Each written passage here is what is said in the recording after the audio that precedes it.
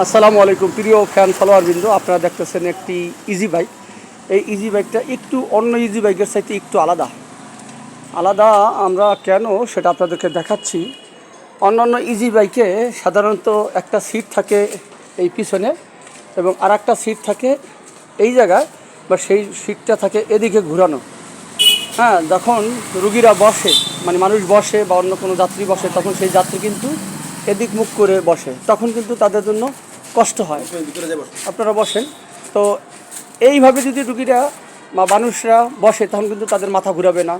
কারণ সাধারণত দেখা যায় পিছনে বসে এবং সামনে বসে পিছনের দিক এদিকে উল্টামুখী, গাড়ি যেদিক যায় তার বিপরীতমুখী তাকিয়ে থাকে, ফলে কিন্তু অনেক সময় মাথা ঘুরায়, বমি ভাব হয়। এখন কিন্তু ইনশাল্লাহ এই সমস্যাটা হবে না, কারণ এই গাড়িতে আমরা দেখতেছি প্রত্যেকটা সিট বাসের মতো, বাসে যেরকম সিট থাকে ঠিক সেমনিভাবে এখানেও সিট আছে। তো ভাই, এই গাড়ির সাথে অন্য ইজি বাইকের একটু ডিফারেন্স কি, পার্থক্য কি?